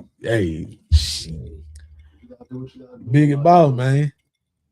I'm thinking about it, ain't no trophies for this shit. It ain't, but you know, long as we know Yeah, in the eyes. Hey, you can say what you got to say on here, baby. You know what I'm saying? Yeah. Nah, it ain't. It ain't. We get. Though, man, being a stand-up guy ain't no trophy for us. So you gotta do what you gotta do in life. Make sure life goes the way you want it to go. You know what I'm saying? Yeah, for sure. Right. It ain't no rule book to it. You know what I'm saying? So You damn sure right. if you think about life, you want to teach your kids the things that you didn't know. You know what I'm saying? So so they can do better in life. You know what I'm saying? So you don't want to go down the same road that you went through and make the same mistakes you made in life. You know what I'm saying? Right. So that's why you try to do better in life. And a father is the first person that show their kids that is a person out there that can do things that other people can do. You know what I'm saying? I'm like, what I can't think of the word is, but like first role model. That's what I'm say. A father and his mother. You know what I'm saying? Both of them, they kids' first role model. So if you're doing some bull, you know what I'm saying, out here, your kids gonna see that. You know what I'm saying? Right. You don't want to do that and stir kids the wrong way. You know what I'm saying? Anything you do, you know what I'm saying? Right. Even though if you do bullshit, you know what I'm saying? So you gotta live life how life goes. You know what I'm saying? Because life's an obstacle. So anything get thrown at you right now. You know what I'm saying? So you gotta learn from your mistakes every time you do shit. Especially when you got kids watching. You know what I'm saying? Yeah. Right. Yeah, we were just talking about that earlier before you got here. Yeah. That kids gonna pretty much do everything they see and nothing you tell them. Yeah. They don't do a damn thing you tell them, but they gonna do everything they see you do. They gonna see that shit. They gonna want to do it. So you definitely have to be mindful of what you do in front of these kids, man. No doubt. But you ain't got the razors, ain't you? Rich walked in. I don't say like how my dad did. When we were growing up, shit, we didn't see them drink behind closed doors. You know what I'm saying? Nah, yeah. We didn't see them smoke no cigarettes. Right. When they came around, we got the hell on. Got to go. You know Gotta go. 3 ice cubes. We went in grown folk phase. Right. Hey, just fit that cup with 3 ice cubes. Yeah. and you about your business. Get out of here. You ain't dancing in front of them. You better get out of here. Yeah. Things were different, man. You know what I'm saying, back then. So, you know, y'all from another generation from me. You know what I'm saying? So I know y'all generation is a little bit different from mine. But see, and kind of really. sort of not We really all because 10 years apart. A little Real. bit. Yeah. but because our parent, well, you know, I was raised by my mom, grandmama, and daddy. Right. So I was in the house with them. So we got the old school, like, and I think that's the hardest part about now. Yeah. Because it's so like we see things different from how our generation see certain things. Like, yeah, but y'all peers, because most of the time kids are influenced mainly by their peers. All the time. You know what I'm saying? Sure. So your peers, you may have had grandparents, you know what I'm saying, your mother and father was older, but way older. But your peers, you see what I'm saying, is what kind of you grasped the culture of your peers. You know, we were different. You know, back when we was coming up, it wasn't shit for 17 niggas to meet in the street with some sticks and bats and fight that shit out. But now it's they got it's none of that. Yeah. You know what I'm saying? It's none of It's none of that. Right. I remember on Sundays, man, we used to all get together and play football, neighborhood against neighborhood. We did it too. You know what I'm saying? But they not doing that. You know what I'm saying now? You know what I'm saying? The kids ain't doing none of that now. But see, we was still in that type of. But see, we kind of set that trend for y'all to come into that. We started that. Our age group started that, going to the neighborhoods, playing ball on Sundays with each other. You know, and we would play tackle. It wasn't no guy tag. We in the middle of the street. Right. We would play tackle. Middle of the street. That honestly, you know what I'm saying? It wasn't going to no doctor. My mama took me to the doctor. But if you left it up to my granddaddy, that Olivia trip down going to the doctor. Hey, you better. Hey, my grandma laid me down. She said, I got hit upside the head with a rock. And she said, go lay down. I went to go lay down. I called my mama and she was somewhere. Go to the doctor. And she said, what you do? I said, I got a head bust, but you know, I'm sleeping right now. She said, you sleeping? She said, yeah. I said, my grandma told me to lay down. And that's what you don't supposed to go to sleep with a concussion. You know, put all that in there, you know, helicopter mama. But I survived. It's so much things like, you know, I was the youngest. out of everybody. Like, so my generation, I never really ran with. My uncles and them, you know, I was around they folks mostly. Right. That's one thing that it really wasn't. You gonna play in a older field, you gonna get treated like that too. You know, right. So that was one of the things that I dealt with as well. So, you know, I don't really. And it's hard for me to date in my generation. It's hard. It's hard, man. Yeah. Hey, so? It's hard. So you got that eye for them cougars? I like a mountain lion. I don't even want no cougar no more. Mountain, you gotta get a taste of a mountain lion. I don't understand it. Mountain lion different. When I was a young man, bro, that's the last thing I wanted. Season was an old ass woman. Hey, season. They got the towel ready, the room bed, y'all, boy, y'all different. That's why I said. That's why I'm saying that's one of the things. that's y'all different on. We, you know what I'm saying? We ain't want no old woman, man. We might have looked at someone and be like, oh, you know, mom, I listen to Theotis. but we ain't want them. Not like that.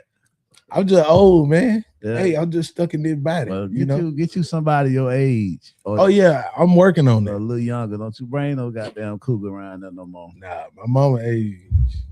I ain't trying to put her back in that position. hey, I ain't even gonna do that. That's a hard. That's somebody your age, a little younger. You know, me, like I said, shout out to my exes. We all good. Yeah, we all good. You know, I love how y'all. We, you know what I'm saying? We locked in. I just believe that age. I think that age a lot of shit. It does. No, it does. Like would I go that route? I can't speak, but I know like age ain't got no maturity though.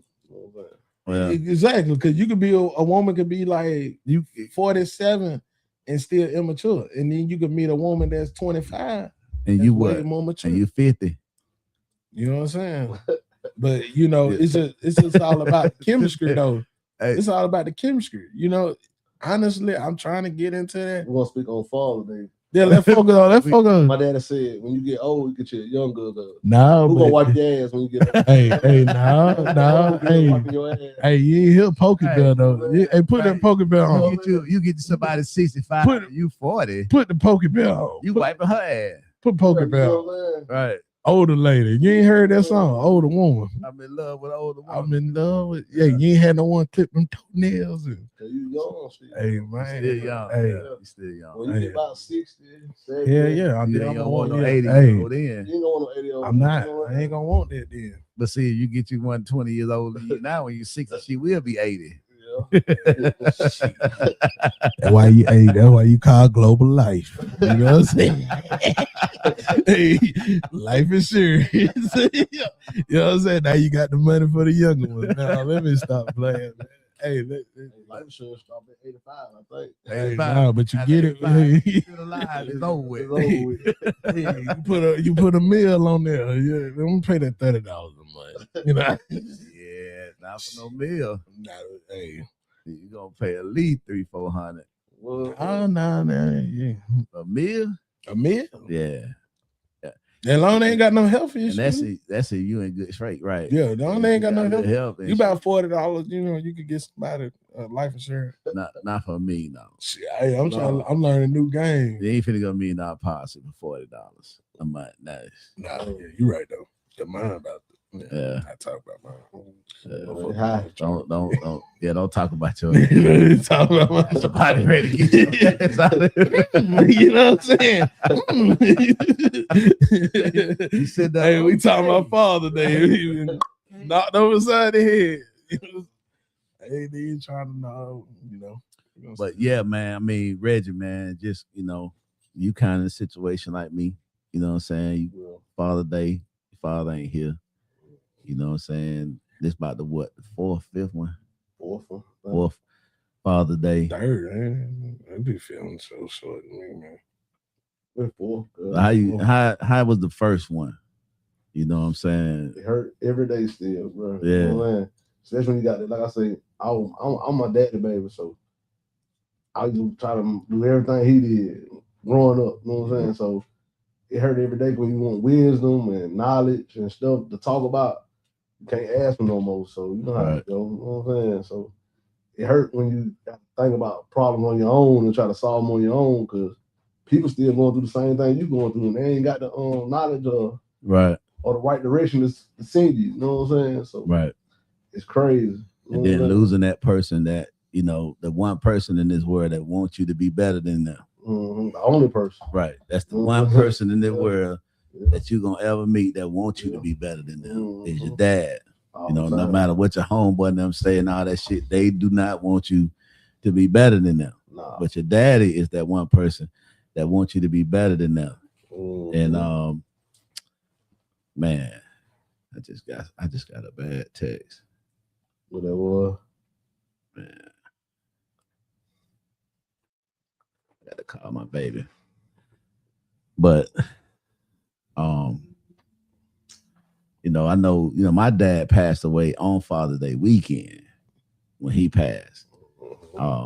And the crazy part about it, man, how God kind of gave me something years later to kind of soothe it. Jaden's birthday is actually the day that my dad died, June 14th.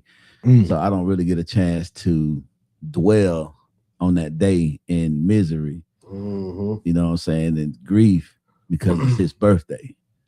You know what I'm saying? But Mother's Day, which is another subject, is I hate that day. I really would be on the calendar to go ahead and strike that shit out. Because, I feel you where you come from now, because like me and my mama got closer to my daddy died. Right. So I try to make sure everything go right for her every day. Make sure she happy.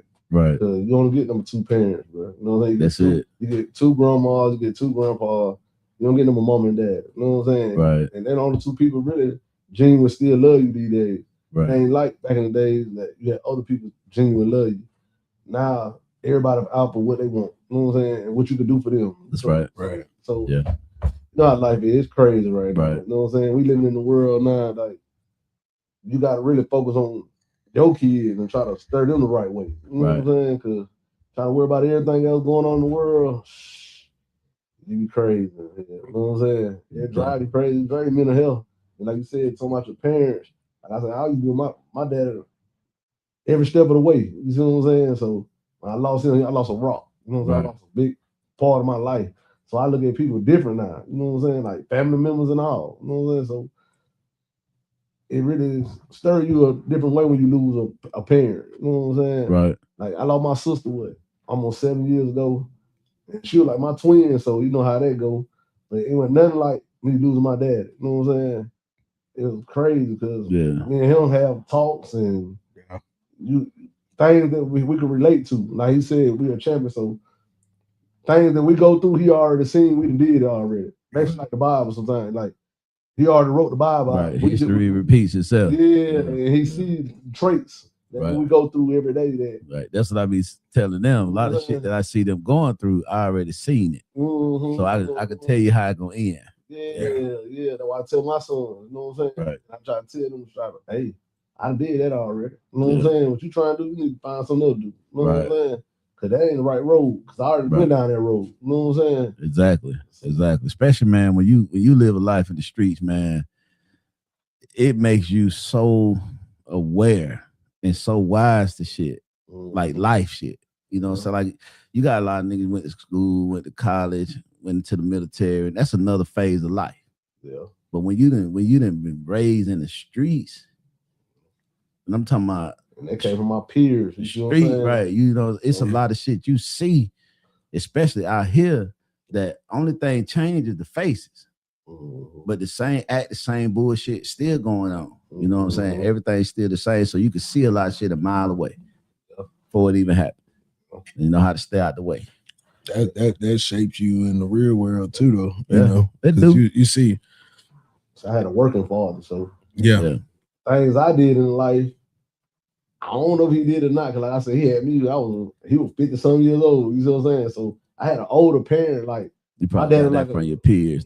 I had got all everything from my peers. Cause my dad couldn't throw no football with me. I can't say no stuff like that. But he always gave me wisdom. Right. You know what I'm saying? Cause he was older. When I was 10, he was 60. What's up, Serena? What's up? What's up, Chris? You gotta appreciate y'all joining in. I got older parents. Like when I used to go to elementary school, I'm like, damn, that's your granddad? No, that's my dad. Yeah. You know what I'm saying? So I had an older parent. My siblings had a younger father, but I had the older man. You see what I'm saying? One who retired, calmed down for whatever he did in life. Talk to you more, yeah. Explain to me things that you're going on the wrong route. Right. But one thing I always tell my dad, always told me, though, he's like, whatever you do in life, just be the best. I don't give a fuck what you do. You know what I'm saying? You do it to the fullest. You're gonna be a hoe, be the biggest hoe. Don't half-ass it, right? Always. You got a relationship, bro. Hey, you go. Hey, that gotta be all character. Nah, look, my granddaddy was a fool, man. Hey, you know, honestly, a lot of people ain't get. I think you know you can say what you want to say, but you know that man right there. Hey, you know, just to hear him say, his last few words when I was talking to him, how proud he was of me and Reggie. That right there did something to me.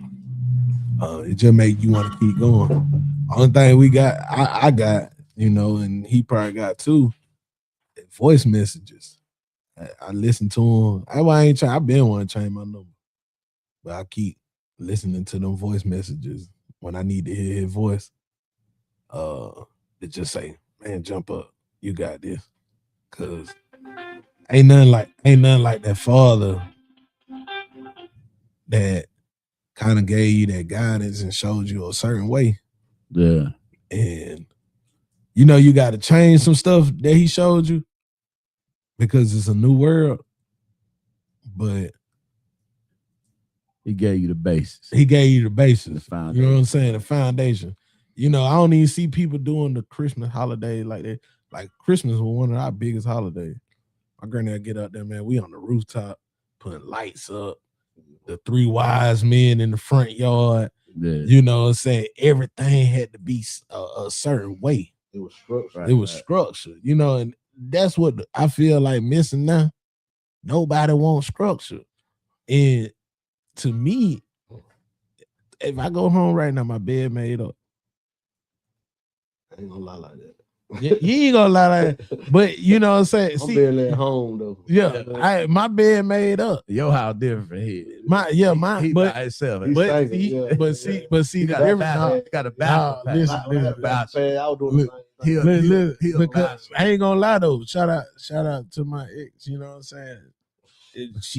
One thing about them, my grandfather and them got together. They was because she put some of those things back into my life when I was. As I was which age you talking about? Hey man, Quantum, shout out to you. Okay. Hey, so you got a couple of. I got a couple of. You can't say it like that. I got a couple of. Hey, to me.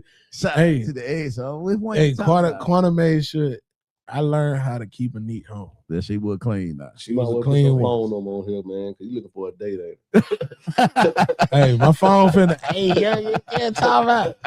Yeah, he finna be mad at me, but I don't care. I appreciate it. When we put your number at the if you think you're lonely now, hey, I'm gonna put your number in the Hey, drop my number. Hey, it ain't private. I'm a businessman at the end of the day. Everybody got looking for a date on here. He solicited. I ain't solicited. Hey, no, hey. Going down memory lane. Hey, I just certain thing. My grandfather taught me not to have to need a woman for. Like, we could cook. I don't need you for that. I could cook. I could cook my child her meals. I Jada eat good meals. And I don't need a woman to clean my house. Right. I can clean my own spot. So I hit that high note. I don't need to clean my house. Hey, I don't need all that. I just need, you know what I'm saying? Hey, add to the piece. Bring out an Eddie Kane. Hey, hey, that Barry White. You know what I'm saying? Go deeper. You know what I'm saying? I need a woman to clean my house. I don't need it. I don't need it. I mean, because I was taught those things. As a father taught me that, like my grandfather taught me, fold them clothes. You take care of your house. Yeah. You don't wait for nobody else to take care of it. Right. So right though. So when you hey, add on to say that Greenwood kicking in. Hey, shout out to the Greenwood. You know what I'm saying? To the kicking in, boy. Hey, I'm riding home with Pop. Start staying Hey, they were here one Friday night. We had a show. Man, Janae was so sloppy, but I had to take her home with me. Hey, what about to happen? I said, girl, that car ain't going nowhere. I said, I said, go on, get in the car. There ain't no way I'm finna let you pull out of here like that. Hey, so y'all here riding. So. See, that we do right here, man, in the Mirror Podcast, man. Once you come in, relax, have your drink, and just chop it up, man. Ain't no tension. Ain't, you know what I'm saying? you ain't really gotta watch what you say here, just be yourself. You know what I'm saying? That's the motto, So I appreciate y'all boy coming through, you know what I'm saying, kicking it with your boy, man. I wish I come through more often. Just call me, I'm around the corner, man. I like what I'm saying. Both corners. I ain't gonna lie, though. I like the little yeah, right. You right there with the home front and be in the front. That's right. That's up. Hey, this where it's at. Might have to come down here couple more Sundays. Yeah, man. See what check it come out. through. Our football season was supposed to end today, but they called the games for the day and thought there was gonna be some thunderstorms, but I think they kind of called that one too early. We could have finished it off. Yeah, so we're gonna finish it next week. Hopefully it don't rain next week. We can finish that off. And then we can get back to podcast because we normally do our podcast on Sundays. You know what I'm saying? And what's that? Oxton? Action Jack? Oh, that D. That D. Action. Yeah. Okay. What it is, D? What do you call it? Action Jackson. Hey. Yeah. But so shout out to you, man. Happy Father's Day, bro. Happy Father's Day to all the fathers. Happy Father's Day, Dola. Happy Father's Day, Action Jackson. Happy Father's Day, Tooth. Chase. Chris, you a father. Happy Father's Day. Happy Father's Day to you, Reggie. Happy Father's Day to you, Corey. Hey, man. Before we go though, I wanted to tell you, man, I appreciate you, bro. It's one thing to come into a person's life and make something change for a better, my growth is not just one way. It's not one person, it comes from a lot of different experience. And I appreciate you for being there and stepping in times where I needed you the most. And, to have that I could call you like a brother, like I could call you like a friend, call you like a father is big to me. Because when I know I ain't doing right, I ain't gonna call you. You know what I'm saying? And that's just the truth. I'm not gonna call you. Some people be like, where your dad at? I don't know.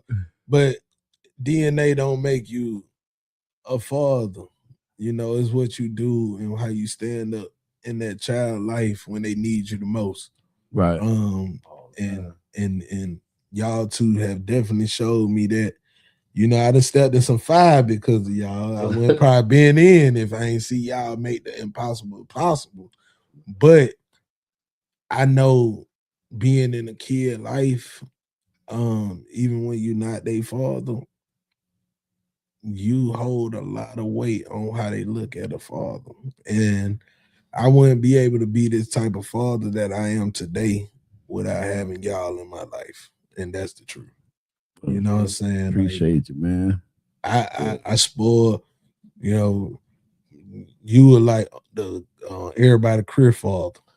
You know what I'm saying? you ain't gotta worry about pop out there. 35 sit them lights on. But and then this one right here, you know what I'm saying? I'm gonna buy my kid Balenciaga, He $100. He gonna spend it on. He's spending $100. You know what I'm saying? But bills. He gonna make sure his kid loved in a certain. Both of y'all love but the biggest thing is y'all show that you love your kids.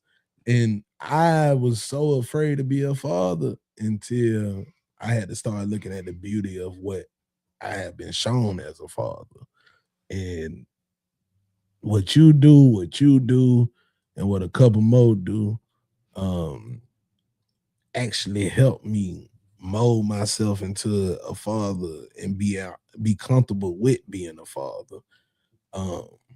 And I appreciate y'all for like when I say I appreciate y'all, man, I appreciate y'all because and I ain't know after Master Sergeant, had to go take that road home. I didn't think I was gonna be able to be standing because that man really put a certain type of guidance in your life where I missed those 3 o'clock, 1 o'clock in the morning calls, and the man can't sleep. He just want to talk about what he's seen on QVC, and you pop up with a whole microwave or something in your front door just because your man can't see what's on TV, but he hear, and then I need that wisdom to continue. I don't want to die you sometimes because I know it's gonna be direct, it's gonna be straight. And sometimes you don't want to hear that right then and there. You just want somebody. I get that a lot. You know what I'm saying? But I know a lot of motherfuckers don't like me because I'm that nigga. I love you. I'm the nigga that gonna tell you what a lot of niggas gonna say behind your back. I'm gonna say it to you. Me too. But I ain't gonna say it to you trying to hurt you. I'm gonna tell you straight how I'm just telling you what it is. Then when you walk out, you might be mad at me, but half the niggas standing right there gonna say the same shit when you walk off. So it didn't make me look like I'm the bad one, like I'm the fucked up one. But it is what it is. That's why that bottle. hey, that bottle make you tell the truth, right? I don't need it. Shout out to Greenwood, man. I would just tell you, because if you come to me with some bullshit, and I know you on some bullshit, I'm not gonna be the nigga be like, you right. Yeah. I'm gonna be like, man, you on some bullshit. Yeah. That's some bullshit right there, homeboy. I think better though. Right. You know what I'm saying? When I'm sober. So the words come out better. That's why a lot of folks don't come to me with certain shit. When I'm sober, the words come out better. But I'm still gonna tell you the bullshit, but it come out better when I'm sober. So that's why I stopped drinking. Yeah. I lost a lot of friends. You know what I'm saying? Yeah. You better off when you sober. You better off. See me, I wear my heart on my sleeve. I don't sugarcoat nothing. I don't shy away from nothing. Everybody ain't gonna be able to see, but that came on. I got no. Get ready to wrap it. Oh, okay. But yeah, man, I just wanted to say that. I appreciate you. Chris said facts, Corey. Javaris, greatest thing you can be in your lifetime: a father, mother, husband, a wife. All opportunities take complete selflessness services. That's right, baby. When you're a father as well as a mother, you have to be selfless. It can't be about you. You got to be sacrificial. Most men live sacrificial lives. All day. We sacrifice. You know what I'm saying? Everybody. We go without shit we need. Everybody. So your family can have what they want. You know what I'm saying? Not even that they need the shit. You know what I'm saying? We gonna make sure our family happy. That what makes us happy. That's man. When you see your family happy, your kids, your wife, everybody happy, man, you happy. That's the joy you get out of it. So when I hear niggas talking about, well, Father's Day don't get that, we don't, these niggas too pampered. Niggas want to be divas. Niggas, man up. Fuck that shit. As long as you got them, as long as you got your help. Myself on Father's Day. Right. Do it for yourself. Nigga. Right, if you ain't get what you want, do it for yourself. But don't be sitting around in my motherfucking back, right? crying and carrying on because you ain't get what the woman got. Nigga want to be treated like women and shit nowadays. But want to be king. So I call them prima donna. Prima donna. But you want to be a motherfucking king though. Yeah. It don't work like that. Yeah. It don't work like that. But Reg, you got anything you want to say, man, before we ride out? No, I'm good, man. I just came to show my face, man. You know how to go. We all family. So. Man, I appreciate you, man, coming through, man. You know what I'm saying? Both of y'all, man, I appreciate y'all coming through. In the same way, man, we like you say, man, you done did a lot for me in my life too. You know what I'm saying? Just all of y'all coming into y'all lives, man, and it changed my life. You know what I'm saying? Helped me see some things and kind of tone down a little bit when everybody else crunk. I could tone down a little bit. Yeah. You know what I'm saying? So it definitely, man, you know, it's love. It's all love. But listen, man, I like to thank everybody that came in with us today, that chilled with us, that commented, that came in and enjoyed the show, man. We appreciate you. Shout out to Chris, Action Jackson, Javar. That's what up, Chris? Right there, my home. Hey, nephew, Father Day, man. Serena, Taylor, Chase, Janae. Shoot, I don't want to leave nobody that's in the comment and everybody hope. Everybody that was watching that did comment, man, I'm glad y'all chimed in, you know what I'm saying? But we're going to wrap it up. Check us out next Sunday. No, it won't be on that Sunday because I just got word that we got the game next Sunday. So I guess we will announce next time you'll see us again here in the mirror. I'm your boy Jimmy Jam with my brother-in-law Reggie Champion, my son Corey Champion, and we out.